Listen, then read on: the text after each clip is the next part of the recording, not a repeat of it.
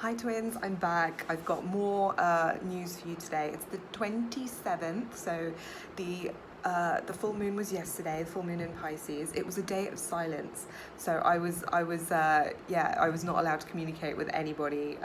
It was really great, and I was completely looking inwards, and I specifically asked to not see any signs. I was like, I don't want to see any signs today. And it wasn't until after I broke the silence, just before bed actually. I was meant to do it until the next morning, but something happened. I saw a cockroach, so I was there during silence time, like screaming like a banshee, shrieking away. And of course the cockroach is a sign. And we've just had our door fitted with an extra piece of wood or rubber or something to make sure that nothing comes into our room, because yet again there was a giant frog. I managed to chase the frog outside, and we all know that the frog is another sign. It's another message. If you look at my previous message, the frog is to do with the frog prince, turning into a prince. And of course, the cockroach is to do with the book The Metamorphoses by Franz Kafka, whereby a regular guy turns into a cockroach and goes through a lot of despair until he comes to a level of acceptance, basically. I won't wreck it for you. It's a great, very surreal book. You should read it. Anyway, stuff has been happening since the day before, so since the 25th. In the ashram, the 25th, the day before the full moon, the day of the full moon, and the day after, the lights go out from 7 till about 10 o'clock so that you can enjoy the moon. And on the 25th, what happened was there was a new, as well as the frog and the cockroach, which were there somehow, we don't know how they got into the room. They got it, and they're out now. They've been chased out, and hopefully they stay out. They basically, apart from those things which mean various things from before, I saw my first snake. It was actually a baby snake, and it just hatched. It probably just hatched, and I was a bit excited. And then there was a load of people standing there, and I went to see what it was, and it turned out it was a snake. And the snake was on the most busy pathway, a huge pathway where, as well as all the people walking on it, also trucks and cars and bikes and motorcycles and all sorts of other vehicles kind of go down that road as well. So it was very dangerous for this poor little baby snake that just got born. It was only like this big or something, and it was so thin. It must have been, it was I don't know what kind of snake it is. This is cobra country, and snakes are very, very highly regarded in this ashram particularly, but also in Hinduism. It's the sign of the Kundalini, which is what it's to do with this message here. I'm going to do a separate one, and it will be a text message. I'm going to try to anyway, like I'm very, very short of time, so I'm just stealing some, time before dinner. I hope that I can keep this short, but it's very, very important stuff. Also, on a side note, my twin has blocked me again for no good reason. I just said, don't waste my time. Like, what are you here for? Why are you here?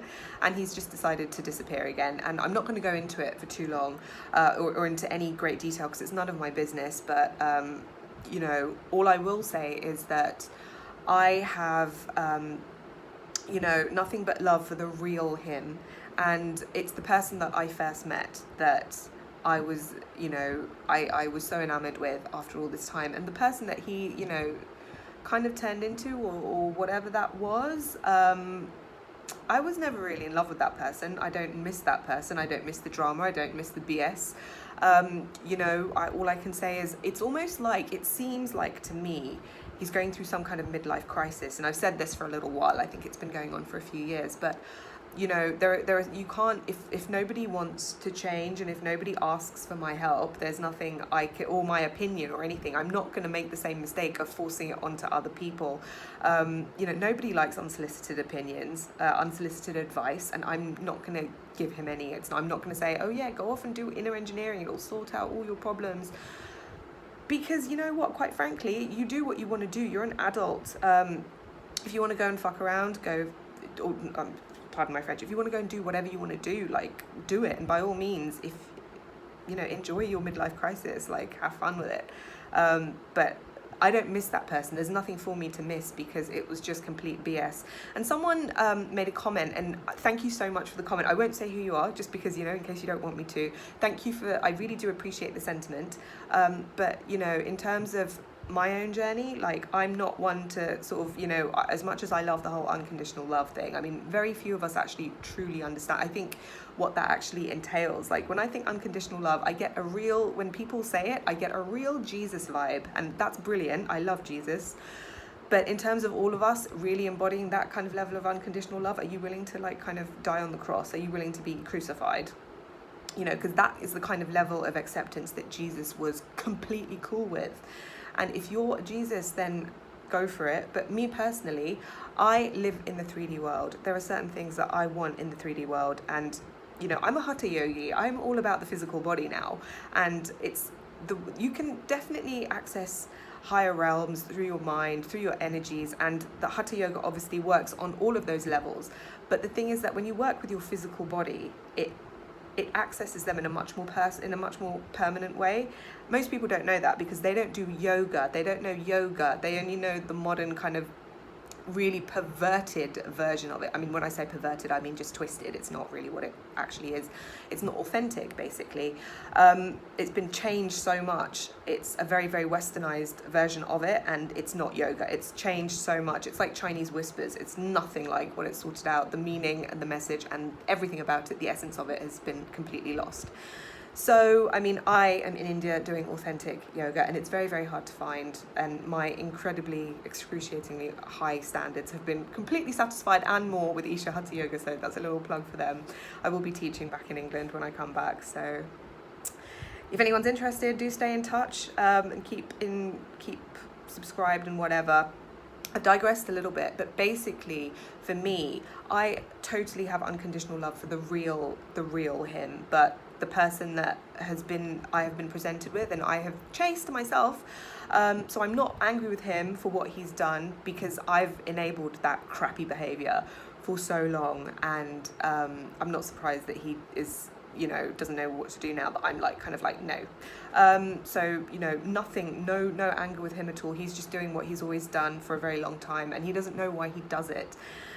Now, going on back to the channeled messages, the snake is to do with, yes, you guessed it, Kundalini awakening. And this snake, like, me and another lady were shining a light. We had torches because it was dark, obviously, because of the full moon, the activity where they turn off most of the lights. We had a torch and we were shining the light onto the snake. There was other people there as well, and a man was trying to save this baby snake, because not only did we want to save the baby snake, even though it could have grown up to be a cobra that could have killed us all, but it also, in India, it's incredibly bad fortune. It's very, very, very bad to kill a snake. So it was for everyone's benefit that, you know, we were saving the little thing, and it was tiny, it was really cute and beautiful, and it was going absolutely crazy. It didn't know what it was doing. It was just minding its own business, but it didn't realize that it was on the biggest, most busy thoroughfare in the entire ashram, and it was going to get squished because it was also dark. It was a tiny little being, and it was going to get squished by people that didn't know any better. So we had to save it. But during this process, the snake was so distressed, and it wouldn't stay on, you know, anywhere. We were trying to get it on a stick, it wouldn't stay, and it was so tiny. And then a guy basically was trying to get it in his hands, and it wouldn't work. We were like, don't do that. We got paper, so we were trying to put it on paper, and what the guy ended up doing was getting it on the paper, and it was just thrashing about everywhere. And then he'd have to like throw it a few, you know, very gently, a few feet, and then like no, he didn't throw it, he was walking with it, and then it would fall off. And then that was how we had to do it. So it ended up falling on the floor a good 3 times before we actually managed to get it on the grass where it could slither off to its you know, wherever it needed to be. But the message was that the awakening has just started. It's just happened, and it's really, really, really distressing for them. But, however, Divine Feminine, the 2 people holding the torches were women. One of them was me. And I didn't want to do it at the beginning. I was like, no, they can manage without me. And then I shone the light, and of course it was better. And then we managed to, you know, successfully complete this operation.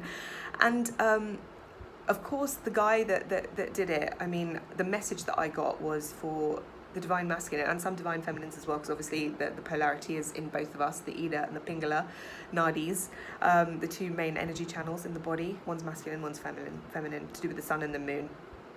Anyway, so as this happened, I got that whatever is happening with the divine masculine, no matter how disturbed they might be and how much they try and fight this process that's going on, there is guidance, and that guidance is going to get them where they need to be by hook or by crook. It's going to happen, and it's not just one guy. There's a whole team of beings and people that are doing this and guiding this, and you know, we all have it, but especially so for them right now. And it's not going to be the best guidance ever at this stage, because that's not needed. It's just whatever's needed is going to happen.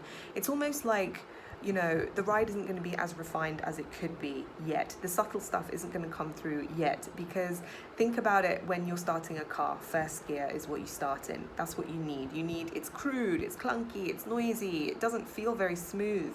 But that's what you need to get going. You just need power, and you just need that push to get you wherever the hell you need to go. And it's not that pleasant to drive around in first gear all the time. You wouldn't be speeding along the motorway in sixth gear, you know what I mean?